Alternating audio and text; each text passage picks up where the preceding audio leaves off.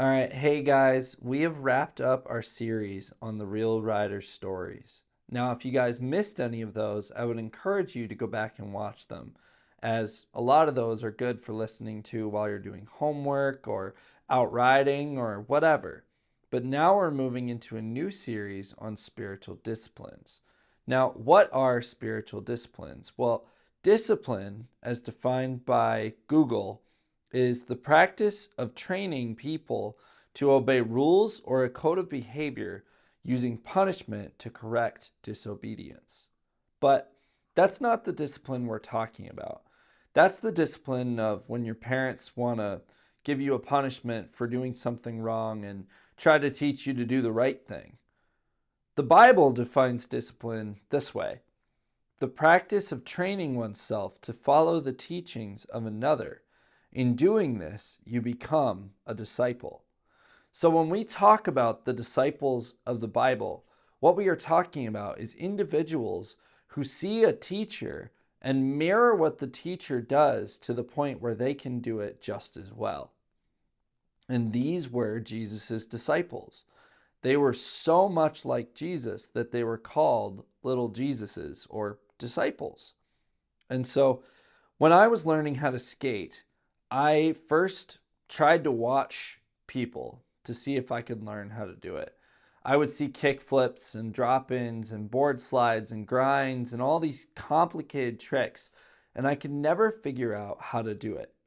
It wasn't until YouTube came out and I was able to watch tutorials that I learned what it means to actually do the tricks. That I was shown foot positions and I was shown how you're supposed to pop your board and the importance of body weight and all these other things that are required for the basics of skateboarding.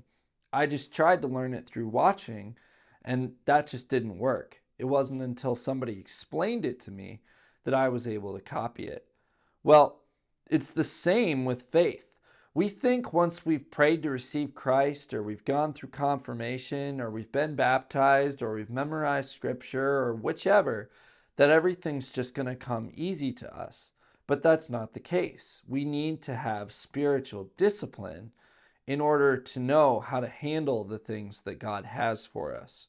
And if we are truly to live out the call to make disciples, then we need to be disciplined on what that means. So a verse that may help us with this is Philippians 4:8.